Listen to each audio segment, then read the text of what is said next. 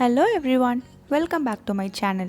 இன்னைக்கு நம்ம பார்க்க போற வீடியோ Desiccated Coconut, அதாவது கோகனட் பவுடர் எப்படி பண்றதுன்னு தான் பார்க்க போறோம். இதை எப்படி பண்றதுன்னு பார்க்க வாங்க வீடியோக்குள்ள போகலாம்.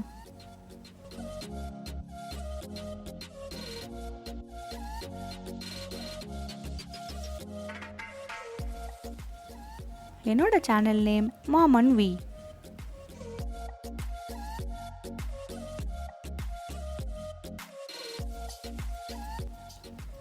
என் சேனலை புதுசாக பார்க்குறீங்கன்னா சப்ஸ்கிரைப் பண்ணிக்கோங்க, பக்கத்தில் இருக்க பெல் ஐக்கானையும் ப்ரெஸ் பண்ணிக்கோங்க. அப்போ தான் நான் போடுற வீடியோ உங்களுக்கு நோட்டிஃபிகேஷனில் வரும்.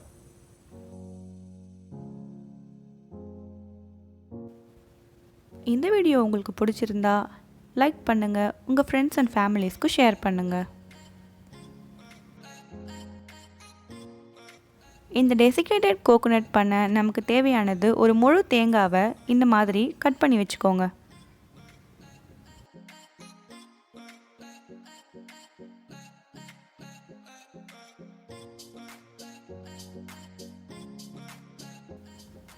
அடுத்து தேங்காய் மேலே இருக்க அந்த தோலை கத்தியால் கட் பண்ணி எடுத்துருங்க.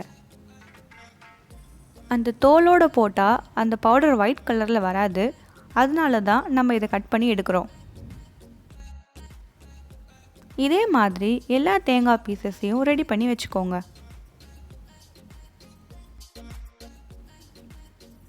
அடுத்து நம்ம ரெடி பண்ணி வச்சுருக்க தேங்காயை இந்த மாதிரி சின்ன சின்ன பீசஸாக கட் பண்ணிக்கோங்க. சின்ன சின்ன பீசஸாக கட் பண்ணாதான் அதை நம்ம மிக்சியில் அரைக்கும் போது சீக்கிரமாக அரைப்படும். இப்போ நம்ம எல்லா தேங்காவையும் பொடி பொடியாக நறுக்கிட்டோம். இதை இப்போ நம்ம மிக்சியில் போட்டு அரைக்க போகிறோம். இதை ரொம்ப பேஸ்ட் மாதிரிலாம் அரைச்சிடக்கூடாது. அது எந்த கன்சிஸ்டன்சியில் இருக்கணும்னு நான் காட்டுறேன் பாருங்கள்.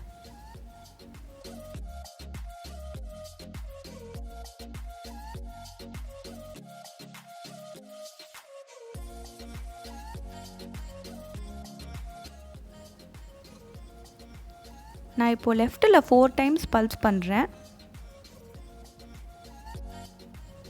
நெக்ஸ்ட்டு ரைட்டில் ஒரு 2 செகண்ட்ஸ்.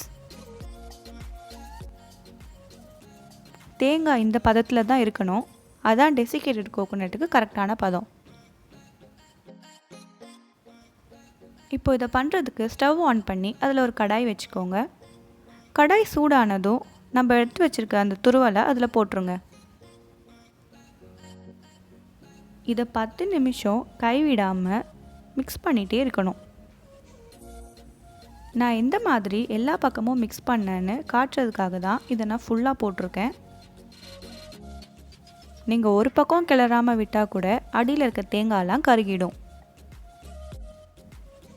இந்த பவுடரை தான் பேக்கரியில் கோகோனட் பர்ஃபி செய்கிறதுக்கெலாம் யூஸ் பண்ணுவாங்க. தேங்காய் வச்சு செய்கிற எல்லா ஐட்டம்ஸுமே பேக்கரியில் இதை வச்சு தான் பண்ணுவாங்க.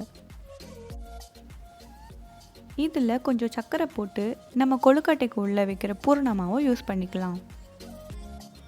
இது ஒரு ஏர்டைட் கண்டெய்னரில் போட்டு நம்ம ஃப்ரிட்ஜில் வச்சோன்னா 2 மந்த்ஸ் வரைக்கும் நம்ம இதை யூஸ் பண்ணலாம்.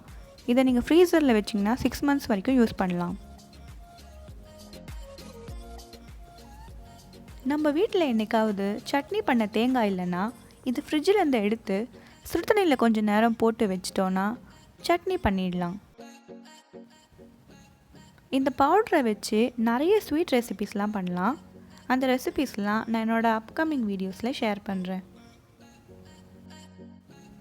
நீங்கள் கிளறிட்டுருக்க அந்த தேங்காய் நம்ம கரண்டியில் எடுத்து பார்க்கும்போது உதிரி உதிரியாக வரணும். அதுதான் சரியான பதம். இந்த டெசிகேட்டட் கோகோனட் பவுடர் எல்லா கடையிலையும் கிடைக்காது. பெரிய பெரிய சூப்பர் மார்க்கெட்டில் மட்டும்தான் கிடைக்கும். அதுவும் ரேட் ரொம்ப அதிகம். கடையில் இந்த பவுடர் 250 கிராமே 400 ரூபான்னு சொல்லுவாங்க. ஆனால் நாங்கள் எடுத்துருக்க இந்த தேங்காய் வெறும் 35 ரூபா தான். 35 ரூபா தேங்காயிலேயே உங்களுக்கு 200 கிராமுக்கு மேலே கண்டிப்பாக கிடைக்கும்.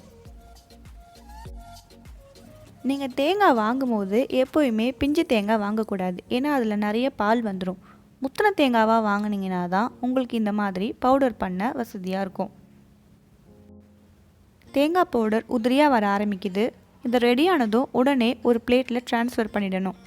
இல்லைனா அந்த சூட்டில் தேங்காய்லாம் கருக ஆரம்பிச்சிடும். இப்போது நம்மளோட கோகோனட் பவுடர் ரெடி ஆகிடுச்சு. இதை நீங்கள் ரெடி பண்ணி வச்சுக்கிட்டிங்கன்னா எமர்ஜென்சி டைம்லலாம் கண்டிப்பாக யூஸ் ஆகும். இன்ஸ்டண்ட்டாக ஸ்வீட்ஸும் பண்ணிடலாம். தேங்க்யூ.